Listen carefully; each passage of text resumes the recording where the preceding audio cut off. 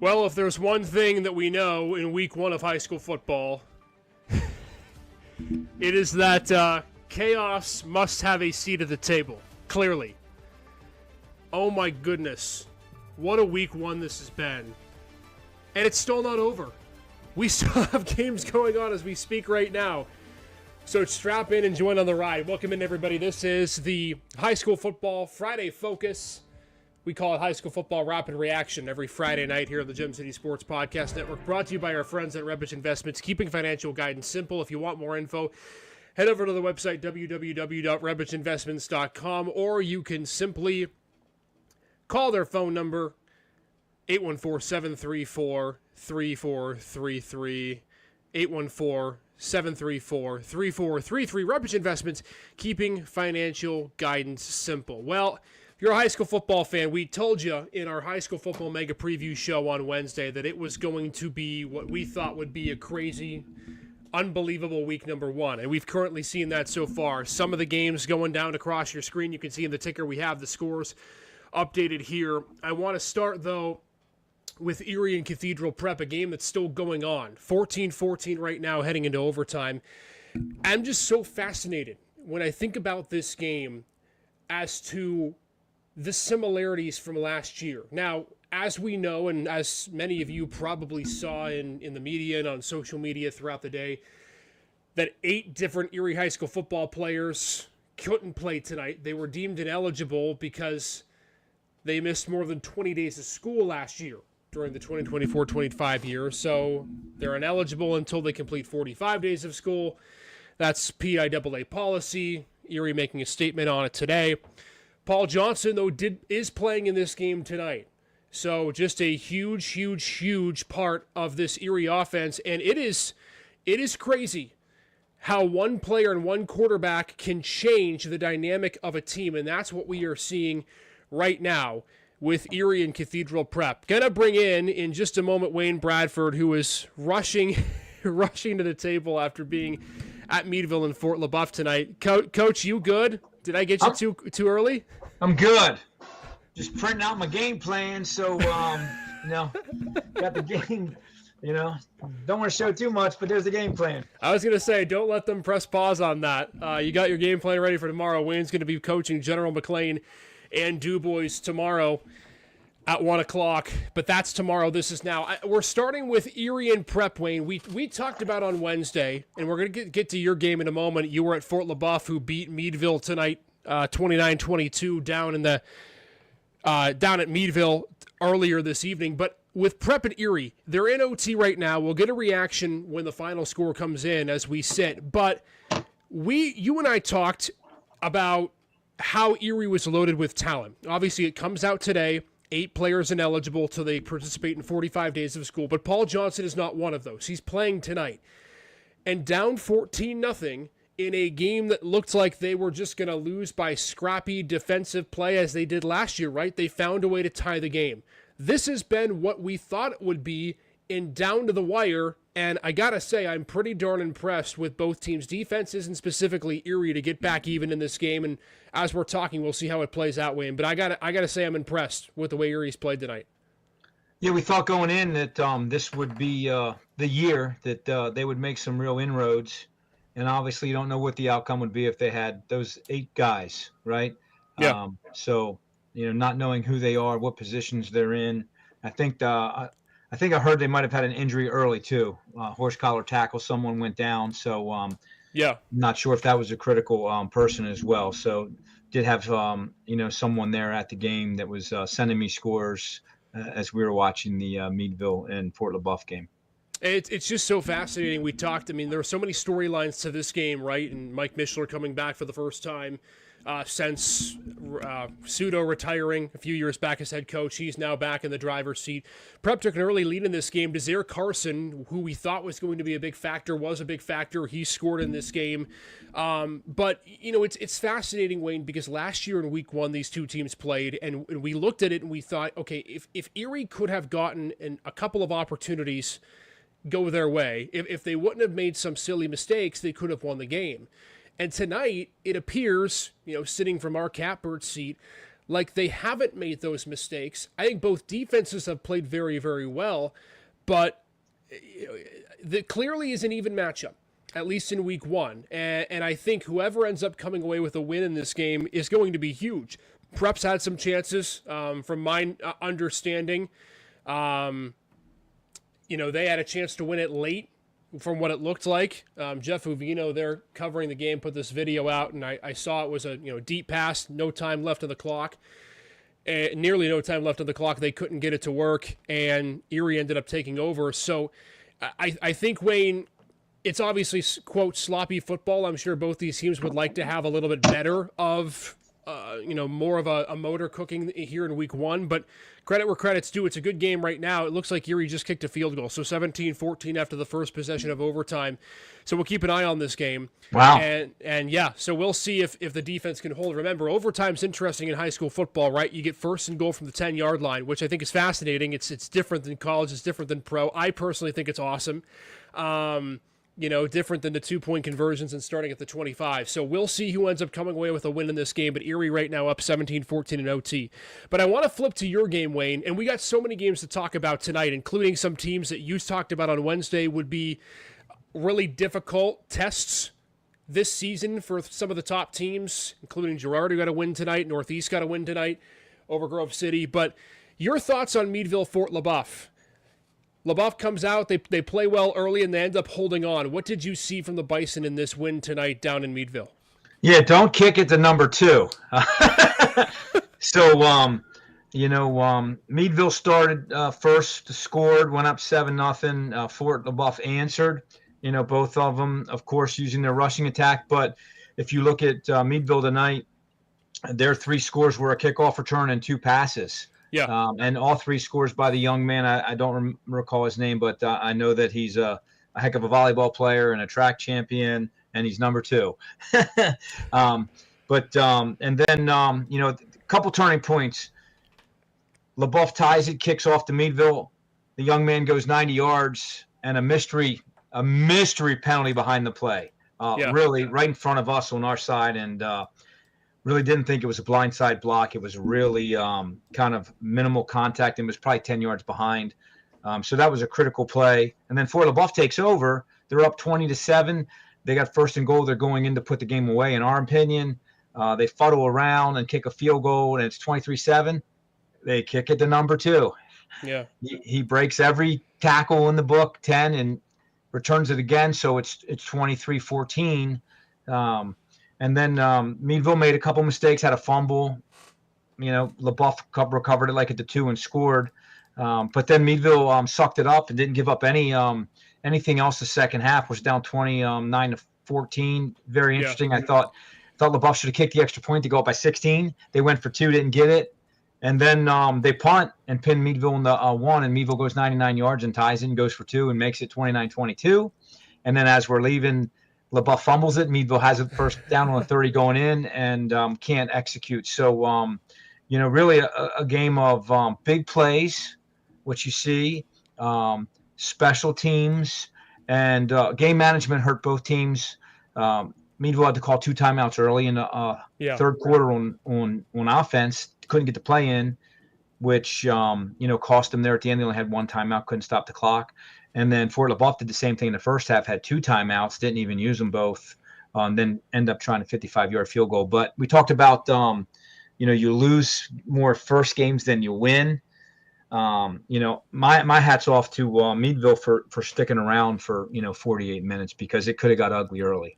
Yeah, to your point, Tymir Phillips is a stud. That's the guy that you were talking about. He had the kick return for the touchdown. He's a do-it-all guy for this Meadville offense. Yeah, 2 of them, right? The one that was and 2 touchdown passes, so he really would have had 4 tonight and been the player of the week. He had 3, and he had 1 called back. Man, we're not kicking to him. I can tell you that. Yeah, week 6 or week 7, our plan's in. He's not touching it. You've got the game plan. He ain't getting the ball. But I credit where credit's due to Fort LaBeouf, I think, for sticking with the game and doing it the opposite way of how they did it early in the season last year, right? Early season for LaBeouf last year was comebacks, right? Comebacks late in games, 2-point conversions, late touchdowns. This time they play from ahead. And I'll tell you what, having Xavier Blois back there at quarterback is huge for the Bison. He's been a big deal for this team. The Blois family, of course, between their head coach and the lineage of guys that they've had come through Fort LaBeouf, that's huge.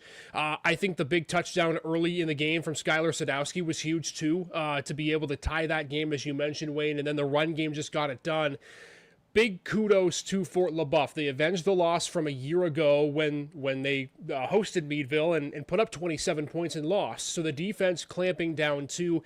And you mentioned, Wayne, for Meadville sticking in it, it's a loss, yes, to a team that's in a classification lower than you, but that's still, I think, the way they were able to fight. That gives you at least a little bit of belief and credence down there in Crawford County that there's going to be a great chance for you to have success this year. So big win for the Bison. It's a statement win in week number 1. You go on the road, you beat a tough Meadville team, and now you look to see if you can make some headway in Region 5. Speaking of Region 5, before we get to that, by the way, looks like we're going to 2 overtimes at Cathedral Prep. Another field goal from the Ramblers, so 17-17 going into the second overtime. Getting your money's worth tonight. Yeah, you are. I was almost waiting to see if we'd go on until 10:30 to wait for this game to end, but we got so much more to talk about. Wayne Bradford, I asked you on Wednesday to give me one team that you think could be a surprise team, a team that nobody was thinking about whatsoever, that would be difficult to beat in a tough out and improved. And you told me Northeast. And I gotta admit to you, I was a little struck by that. You talked about, you saw them a little bit in the 7-on-7, some of the linemen challenge. You said they were big up front. They had some talent. And I knew that they had some guys coming back, namely Carter Crozier. And oh my goodness, did I not think that they were going to beat Grove City tonight? The next game I want to go to is this. How about Carter Crozier and the Northeast Grape Pickers on the road tonight? They beat Grove City 36-34, Wayne. 4 touchdowns from Crozier, 2 defensive touchdowns from the Grape Pickers. Are they back? Yeah, I mean, I'm telling you, when I saw them, at the McDowell 7-on-7, they were scary. They were long, they were athletic, they were physical. It was one of them teams where in a 7-on-7 they're not very physical. They were banging guys around, and I was like, interesting. They had a mentality and a physicality. So, I'm not surprised. We just scrimmaged Grove City last week, and our performance against Grove City, I thought they were a little down. Yeah. Or we were going to be very good based on just our scrimmage outcome. I don't think it's one of the top tier Grove City teams, but to go down there to Mercer County and win is fantastic for Northeast and fantastic for Erie County District 10, the northern part, to make a statement. I think, the one thing you would have gotten me on when you mentioned Northeast, Wayne, is I did think their offense in spurts last year had a lot of really good things about them. The 2 games I watched them play, specifically, I'll mention one in particular, the Fort LaBeouf game last year. That game was played at Harbor Creek because of the ending field renovations, I believe, to their stadium. And I thought the way the game started, they came out, they had a plan on offense, they scored early, they took the lead. They just couldn't end up holding on. They had some games last season where they put up points, but this Carter Crozier kid, I mean, we see him play basketball. He's a megastar.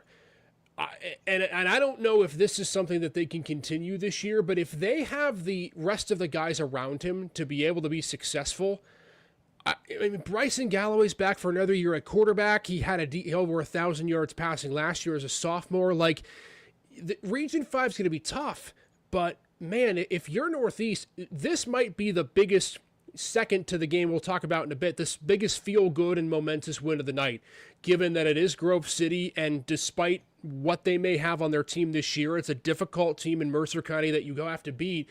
And not to mention, you come from last year winning 2 games. You got to feel good about this win tonight, Wayne, and I think it propels them for the conversation of when they get into Region 5 play. They feel like they can probably win more games than they did last year in Region 5, which was none. Right. I agree. I thought that they were going to be a tough out just watching them that one time. So I think they're coached well. They're coached hard. They got grit. Um, you know, so I'm not surprised. As I said Wednesday, right?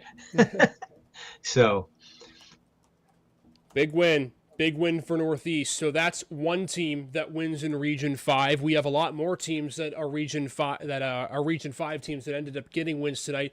Fort LaBeouf is one of them. Let's go to a team that in Region 5 that did not pick up a win. Wayne, another team that you thought was going to be sneaky tough. When we talked about Region 6, I mentioned you guys, I mentioned Meadville, and then you came up with, hey, Oil City's going to be darn good too. And they showed it tonight. 50-14 winners over Harbor Creek. The offense hung half 100 on John Angerer's defense, which was a large part last year a pride and joy of this Husky team. They got guys who can run the football, and it seems like Dan York has figured out, I mean, he has in the past, but even post now Ethan Knox a few years into this, he's figured out what to do with this offense. 50 burger to open the season and a big win for the Oilers, Wayne. Yeah, we talked about the quarterback being, potentially a D10 player of the year, right? Being able to run the football, throw the football, play defense. We talked about, they had some guys at the lineman challenge. They looked good, knew they were going to be improved, heard that they wanted to throw the ball more. So balance is important. And, when you can run the ball effectively, but then throw it, again, I'm not surprised. I thought they would be better this year. I saw Harbor Creek in the scrimmage. I didn't think Harbor Creek looked nearly as good as they did last year. I think they lost a lot. So I'm surprised by the score, but not surprised that Oil City won. Yeah, and this game was, for a period of time, close. Harbor Creek got back into the game. Oil City had an early lead. Harbor Creek got back into it near the half. And then the second half was just a runaway. But the Oilers, to your point, Wayne, they're going to be a tough out in Region 6. They're going to be a tough out in their classification. And I think, again, it's another team like Fort LaBeouf that you know what they're doing, right? They're a team that they like to run the football, but now they also have, again, with their quarterback coming back and with the ability that they have and the trust they have in Cole Finley to be able to throw the football, you can do different things. So, I didn't see the game tonight. I'm not sure what schematically they ran, but if you could get him in shotgun even a little bit more, and you could put 50 up in the opening night tonight, assuming you're under center most of the time, this offense could be at another dimension. And knowing that they can run the football as well as they do, you throw pistol, shotgun, as you know, you can do option from anywhere on the field now. They've got a good opportunity, and I think Cole Finley and that offense can really show it tonight. The defense, I think, also, too, the fact that I believe it was a second-half shutout they pitched off Harbor Creek. I think the Huskies had all 14 points before the break. So, big win for the Oilers. Right now, Harbor Creek is currently the only team in Region 5 that has lost. Fairview is playing right now against Slippery Rock, so we don't have a score for that game as of yet. But I want to go back to the top of Region 5.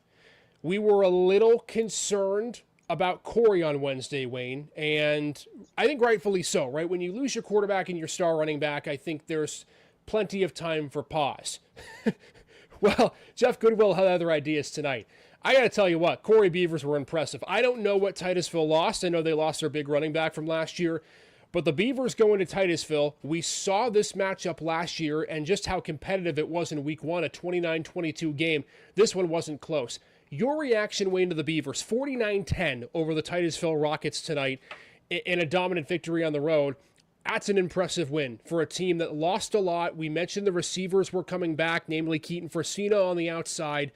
But my goodness, hanging 49 after you lose those two guys in week 1, that's something you got to keep your eye out on, in my opinion. Yeah, I'm surprised that they – I'm not surprised they won, but, the score is kind of shocking because Titusville has been very competitive.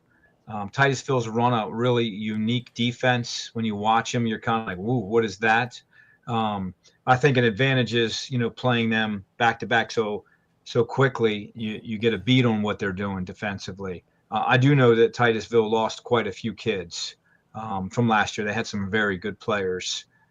So not surprised by the victory, but the margin certainly surprises me. And for Corey now, again, we knew coming into this year there'd be a lot of week one rematches. 28-22 was the score last year when Corey beat Titus Phil, but that offense I really believe is going to be ran from the outside in. I don't think it's going to be a complete run-heavy team. We know Coach Goodwill likes to try to throw the football when he can.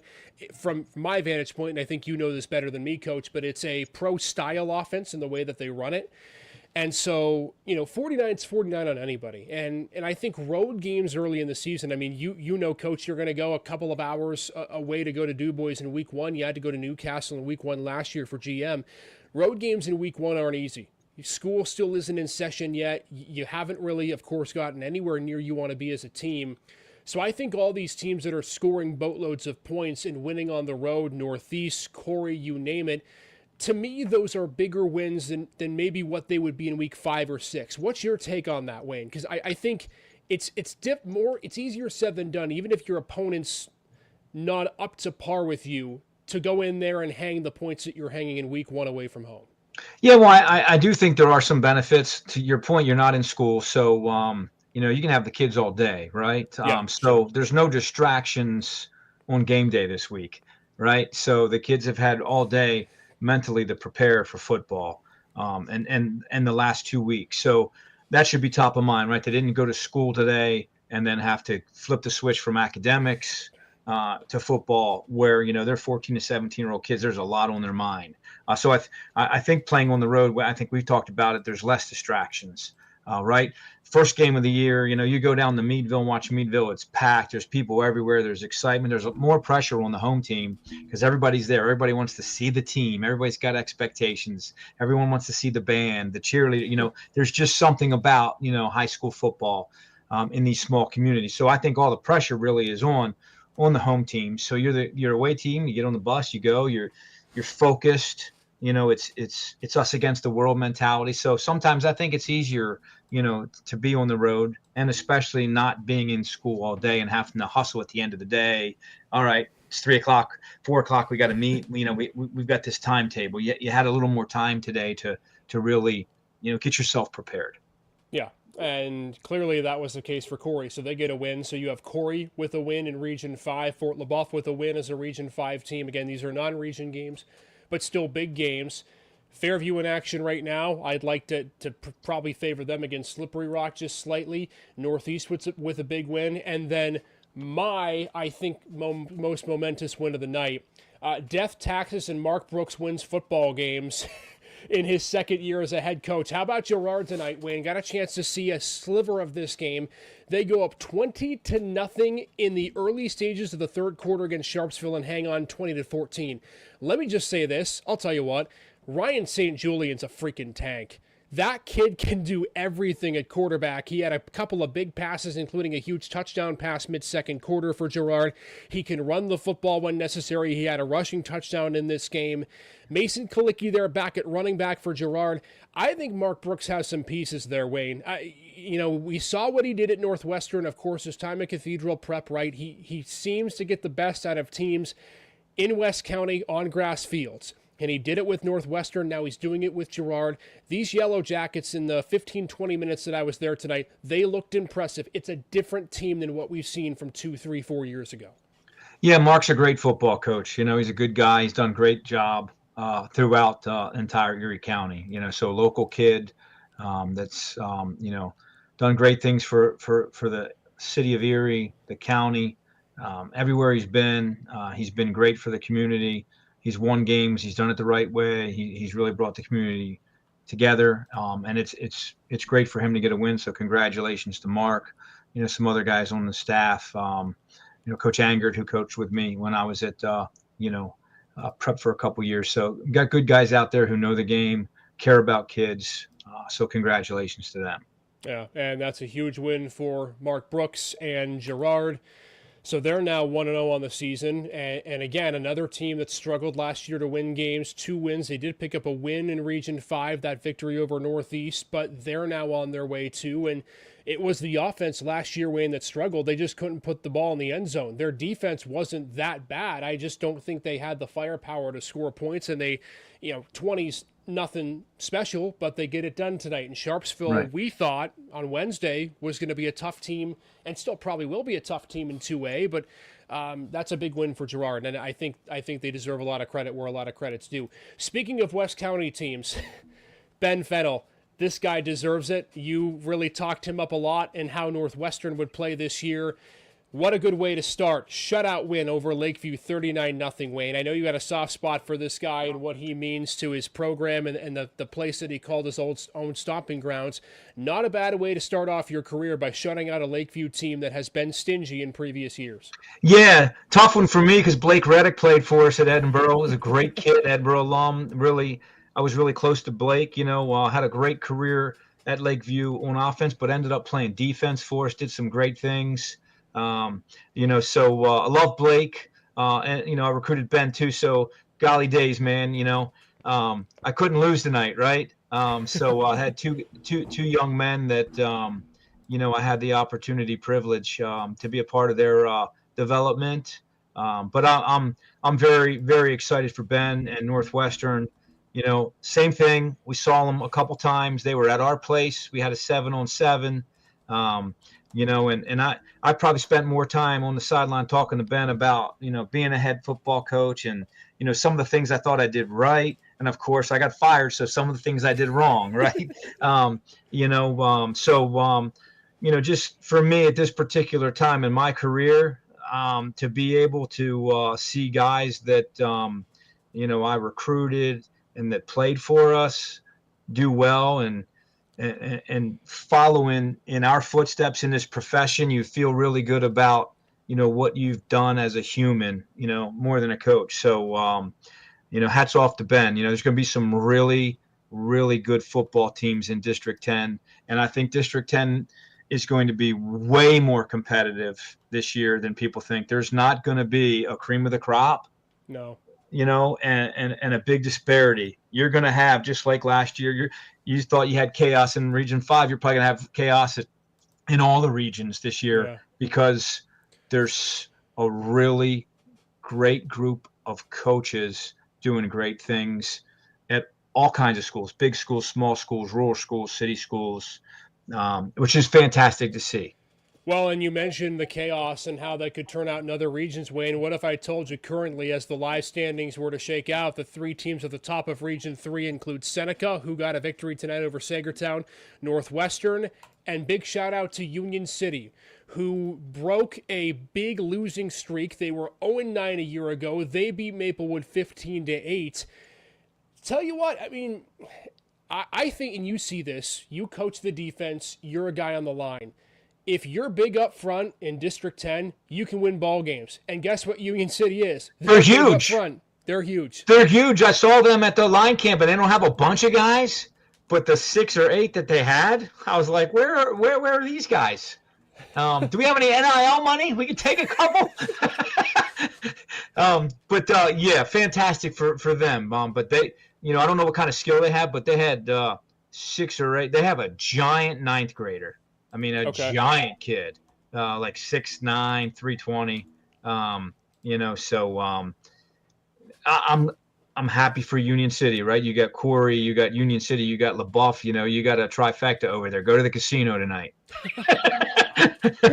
Well, and here, this is the interesting thing because, when you look at Region 3 and it's week 1, right? We're going to make overreactions. We don't know how these teams are going to play, right? It could be that some of these teams that get wins tonight may not win another game the rest of the season. I don't think that's going to be the case, but you look at a Union City, right? And their offense probably isn't going to be enough to handle the Senecas of the world, the Merciers, Preps of the world. But you look at their schedule and what a Union City could do. You go to Cochranton coming up next week. Who won? Who won in what was a close game with Iroquois, another team that I've talked about at length, I think could be very good. They were competitive tonight. Cochranton, Seneca, Iroquois, Sagertown. Like, it's not out of the realm of possibility Union City could be 3-2 or 4-1 going into week 6 against Eisenhower. And at that point, Wayne, you look at Region 3, you're not out of things. You're not out of the District 10 playoff consideration. Like, we talk a lot about Region 5, 6, and 7. Region 3 is competitive. Region 4 with Mercer County is going to be competitive. Region 2, with the fact that Maplewood was in the game against Union City, Cochranton picks up a win tonight. Sagertown scored points in their game against Seneca. Cambridge Springs didn't beat, but was close to a really, really good team out of Ohio. Like, there's going to be parity. I agree with you 100%. Yeah, and it's great for D10. You know what I mean? So hats off to the District 10 Northwest PA Coaches Association. For Dave Frank as the president and the association. Once a month we meet. Constantly bringing in college coaches, doing great things, bringing in guys to help us fundraise.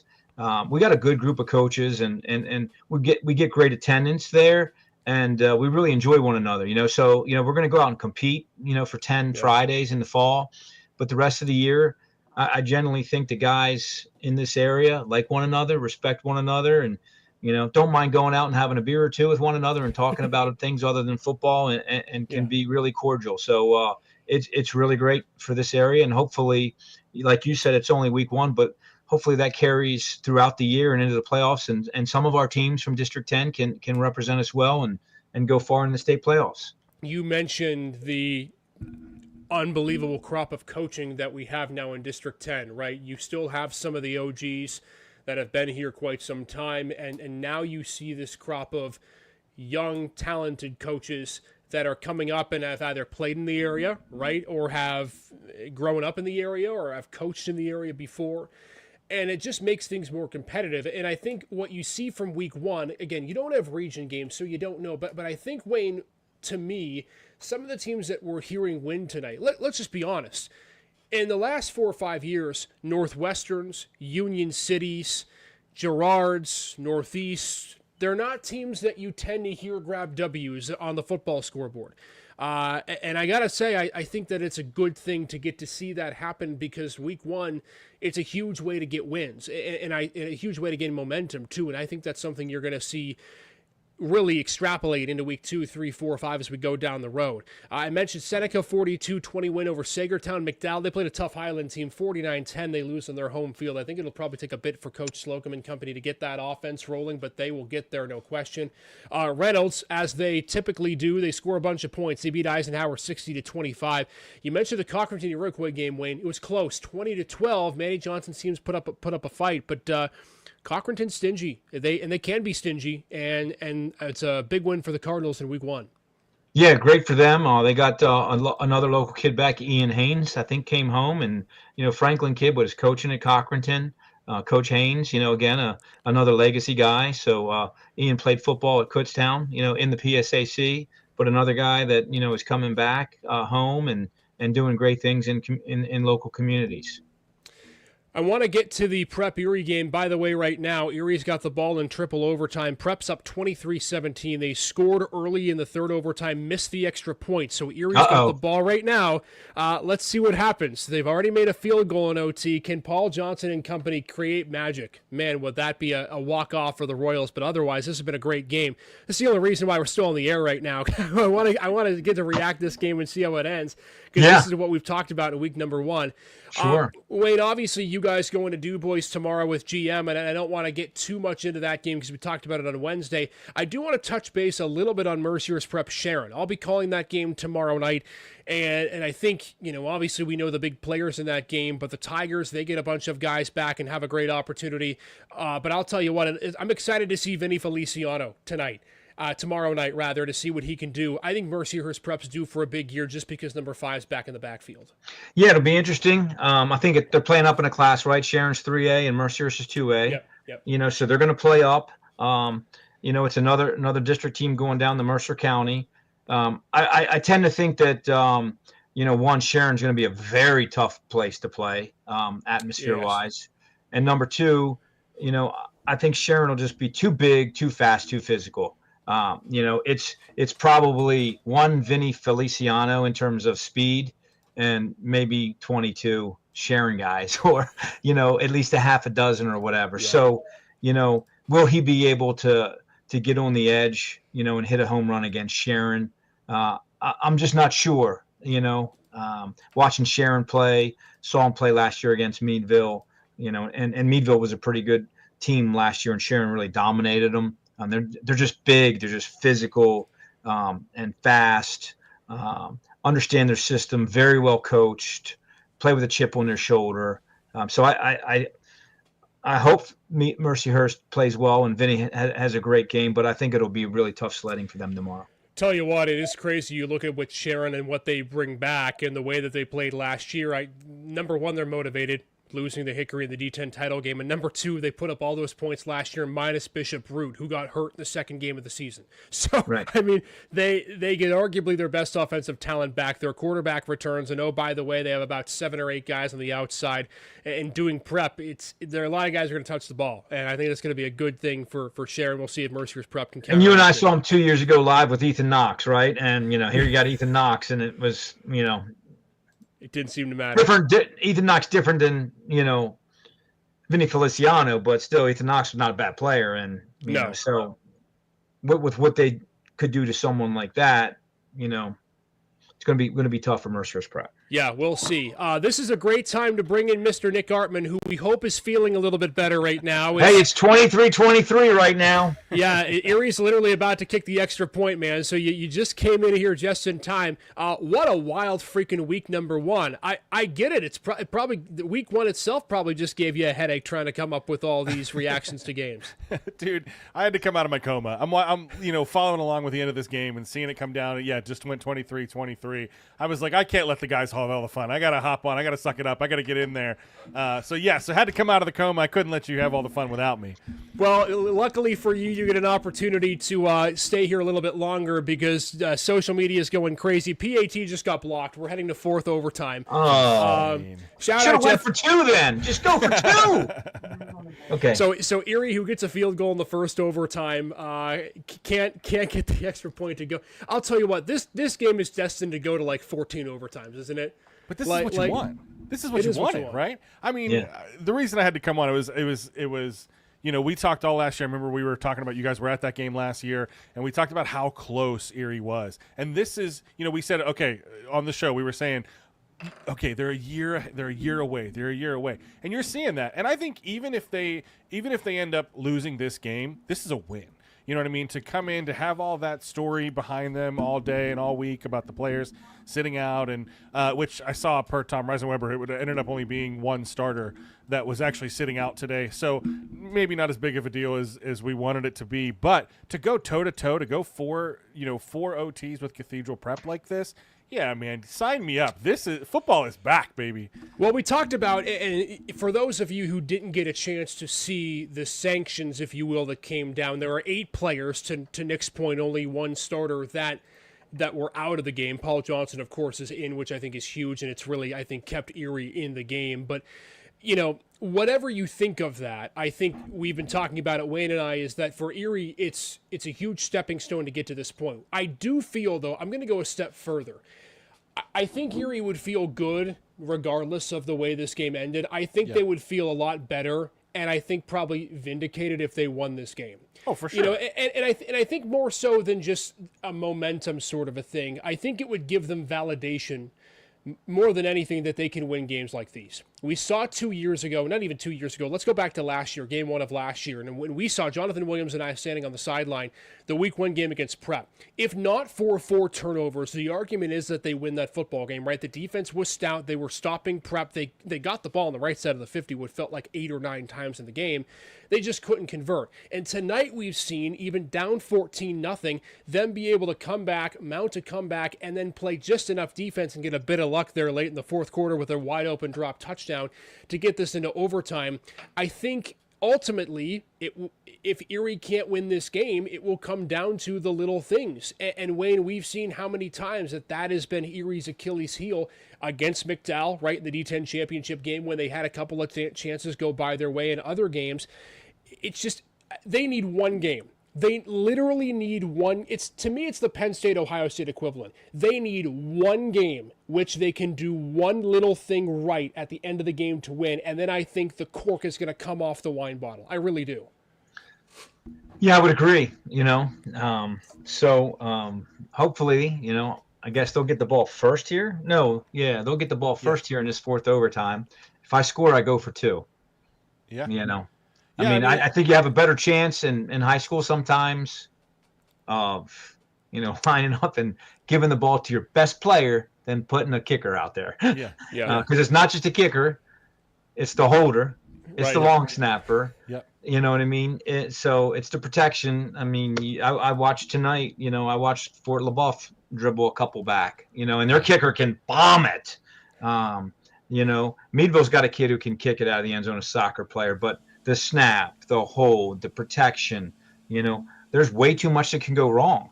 Yeah. There's the snap, the hold, the kick. There's three things that can go wrong. Put it in Paul Johnson's hands, there's probably a lot of things that can happen right. Snap it to him and let him do his magic. That might have a higher percentage. Yeah. No, you're not wrong. And I mean, to Isaac's point too, it just seems to be that series of unfortunate events, right? You have the chance, you scored the touchdown, 4 OTs. All you got to do is, kick this 15-yard field goal to win the game. And, Jeff Uvino from Go Erie throwing up some great clips as well. It wasn't just like a shoestring block or a fingertip block. There were 4 guys in that kicker's face. So, something went wrong, right? Like what you're saying, Coach. So, no, 100%. And it's like you're one kick away from getting over that hump. And I think you're right, sparking that momentum for them for sure. Yeah, go for 2, Andre. Well, we'll see. We're gonna try to stay on with you till this game ends. If we get 12 overtimes, it ain't gonna be that long. We love this game, but I got a game tomorrow. I got a 7:30 team breakfast tomorrow morning. Yeah. So Wayne, feel free to drop off whenever you're gonna drop off. Nick, we've been talking about a lot of games here tonight. I know you've been following along as much as you can. What's one team that you've been most impressed with tonight? We've seen a lot of teams that traditionally have not won in week 1 and have not had success in previous years get wins today. Do you have any games in particular that you kept your eye on and were excited about tonight? Yeah, for sure. Real quick, Erie empty possession starting the 4th OT. I think Corey, you guys talked about it, so I'm not going to rehash a lot of what you guys already said, but it was I don't want to say I wasn't a believer, but they lost a lot, and that's a lot to overcome in a high school team. So they had those receivers come back, and I thought they would be a good team this year. I didn't think they'd come out 49-10 over Titusville. So that I think is the biggest surprise for me, which I think, again, we're going to overreact to week 1 or week 0, whatever. It's the idea that they pull off such a big win, and okay, maybe they are back. Maybe they never win a game the rest of the year. But I think for them to come out hot after the year they had last year to come over Titusville 49-10, that's I think probably the most impressive win for me of the weekend. It's funny you mentioned the win for Corey. We talked a lot about Region 5, right? I think the most impressive thing for me has been how well Region 5 teams have done tonight. Corey, LaBeouf already have wins in their pocket. Fairview is playing right now against Slippery Rock. That game started at 8 o'clock. 21-21. Yeah, we're even in the 4th quarter, so that game's going to be close. If Fairview can pull that out, then that'd be another big win for them. And then Girard and Northeast, Nick, again, we talk about Union City gets a big win tonight. They break a losing streak. But for me, Northwestern gets their win with Ben Fennell. But I'll tell you what, Girard and Northeast, specifically Northeast. Girard, I think their defense played really well. I got to see a little bit of the offense and what they were able to do early in this game tonight with Ryan St. Julian. But Northeast and Carter Crozier, I'll tell you what, if they can keep finding ways to get their stud players the ball, this could be a sneaky team in Region 5 that might have a legitimate chance to win the darn thing because they can be explosive. Yeah, absolutely. They had a little bit of a down year last year. It was good to see them bounce back tonight. I think they just had to reset a little bit. They had some coaching changes, obviously, some player turnover as well. So I don't think you expected this. At least I didn't expect this from Northeast tonight. But, man, I mean, you guys talked about this on Wednesday, too. Look at Region 5. It's going to be a dogfight for the rest of the year. Yeah, no question about that at all. And for Girard too, a big win. They put 20 up early. I think the way Girard started for me was a really big thing. Somebody check on Paul Adamczak. He's probably still running laps around Girard. I was going to say he probably wishes he was back here tonight. No, he's got more important matters to attend to. So Region 5 gets big wins. We talked a lot about Region 3 as well. Seneca victory. They put up 42, and I think Seneca's going to be in the 40s a lot this year when they beat Sagertown. Northwestern, that first win. Union City, a first win. And Iroquois played Cochranton tough. So Region 3 could be interesting as well. I think the parity in week 1, and Wayne made a good point in this, Nick. I want to get your reaction to this. We talked all last year about how competitive the season was for high school football. But the way that these coaches, specifically the newer coaches, are coming in and they're complimenting the OGs of the world in District 10 who have been around a long time, I hope that this becomes the norm. Sure. And I think there's implementation steps to this, right? We still have not seen, for the most part, parity in the postseason, but you have to get it in the regular season first. And I think we're on that track there. You know what would be interesting is to do like a study on Erie coaching history trees, like coaching trees, and to see if how far back could you go before you see most of the District 10 coaches came from X coach in 1940. I think it's probably a lot more than we would think. Coach Bradford, you know this more than I would, but I think that's one of the strengths of District 10 when you look at the teams. The players rotate out, the team's quality rolls out, but the coaching is so good at every level, every region. Every team is in it until the end. It's not like you can count out Girard if they have a down year because of Mark Brooks. It's not like even when you're changing coaches in a place like Cathedral Prep, there's just a lot of rotational coaches that come through. But man, it's just one good coach after another, which makes just for an even bigger chess match to watch too. Yeah, Isaac and I talked about it. It's fantastic. We have a great coaching association. The Northwest PA Coaching Association. Dave Frank's the president. We meet once a month in the off season. We bring in college coaches to speak. We bring in strength coaches. We bring in people to help us with fundraising. We bring the officials in. Guys are working 24/7, 365 to make their programs better. So I hope that people who are listening and watching understand how dedicated, these guys are, and the time that they invest in the future of our country, right? So, for me, I talk about it all the time. I work all day at Erie. I drive sometimes. I'm in my Erie clothes. I'm in my dress pants and my dress shirt, and I'm out there coaching, and I'm screaming at kids, and I always tell them, I hope Erie doesn't, get mad at me for this statement, but it's the best hour of my day. You know what I mean? I certainly don't do it for the money. I certainly could, be retired from coaching. But, I don't know if I'll ever stop doing this because I love it, and it's, keeps me young. I get to do this with you guys. And now I'm at the point in my career, I told Isaac, where, I'm extremely proud and humble that a lot of these coaches in this area, Jack Query and Seth Hembry, I got to recruit out of high school. They played for me. They coached with me in Edinboro. Blake Reddick played for us. Ben Fennell played for us. Nate Liberty played at California, Tom Liberty. Talk about coaching trees, man. I'm really, really kind of fired up about the one that I've kind of spawned directly and indirectly, right? Maybe in a year or two, I want to do a project on my tree. You know what I mean? Do a biography and just kind of see where I am with, that'd be fun. In my 36 years. This is year 36. So how many have I spawned? Which I feel really, really good about, That's cool. Well, if we're all kicking it in Erie at that point, we'll do a summer-long special of the Wayne Bradford coaching tree. One of the OGs of District 10 football. Speaking of another OG. I don't know about that. Just a guy, man. Just a guy. Speaking of other OGs, maybe one of, if not the OG, just got his first win of the season tonight. Prep beats Erie 29-23 in quadruple overtime. Desiree Carlson's a freaking tank. Insane. We knew that. He scores again. And to win in an overtime for Cathedral Prep. You know what I think? It's coaching's a really difficult thing, Wayne, but I think you would agree with me on this, and correct me if I'm wrong. When the going gets tough, just go to your studs. And Desari Carlson is that stud for Cathedral Prep. Huge win for the Ramblers. I mean, I don't want to say they needed this, but, in the way, with the way that program, I think probably internally has been frustrated with their play, maybe they needed this win just as much as Erie was desiring it to. Yeah, you lose to DuBois in the playoffs and everyone says, huh? That's never happened before, right? You walk over a District 9, District 6 teams. So to lose and to I'm not sure get out of the district or the sub-regional in the last few years had a lot of people up in arms, especially up there. So congratulations to Coach Mishler. I know tonight was a very important night honoring Coach Sytuck. So maybe Coach Sy up there in heaven had something to do with blocking that extra point and getting it to the fourth overtime. So I think what a special night for Mike.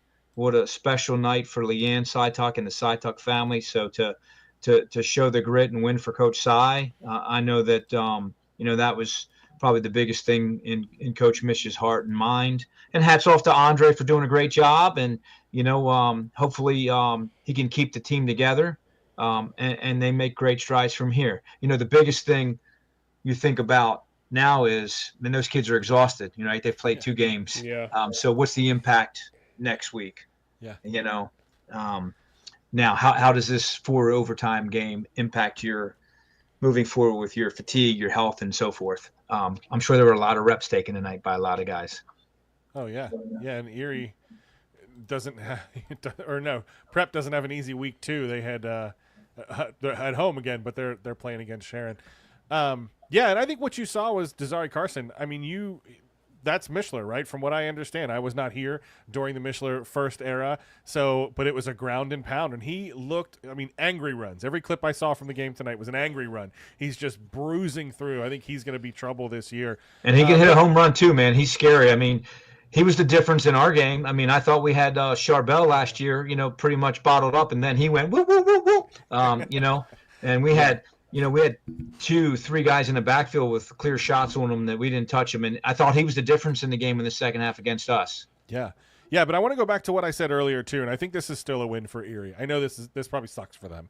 They're going to walk down. I hope they keep their heads held high though, because I think this is a huge win for the program, to again overcome what they had to overcome this week in terms of the media and with the team and all the stuff that kind of came with that, the PIAA politics and things like that. Don't get me wrong, you miss school, you shouldn't play. That's the teacher in me. But sure. But to come out Paul Johnson's first game, like you said, they were down 14-0, Isaac, and then they were able to come back and tie it.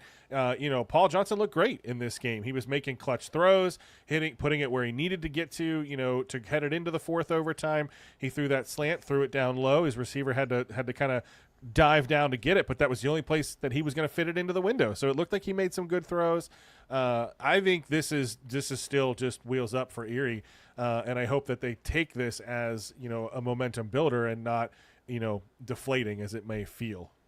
Look, I'll put it to you this way, and I'm not going to try to be Nostradamus and predict the future, but maybe in a way I am. I think if Erie is on the up and up from here, truthfully, and they play better week in, week out, they are the favorites to win the 6A championship game this year, just from what I saw tonight and from the talent that they have on their roster. Again, McDowell's going to be there at the end because of their coaching success. But I think the way they came back tonight, and truthfully, you can make the argument it comes down to a block PAT in the third overtime. So Erie's going to be there. Prep, big win tonight. But what a week one, gents. Man, we're coming off fast and furious. Wayne, best of luck in your game tomorrow afternoon and a couple of good ones tomorrow night. So Friday into Saturday, high school football's back, baby. We're excited. I know you are too, Wayne. Thank you very much. Thanks for having me. Fairview just went up 28-21 with 41 seconds left. All right, well, let's hope that game holds because we're about to head off the air. If it doesn't, we'll talk about it first thing next week, everybody. All right, we're back Monday morning. Thanks for being with us on our rapid reaction on this Friday. Get some sleep, everybody. Week one is in the books.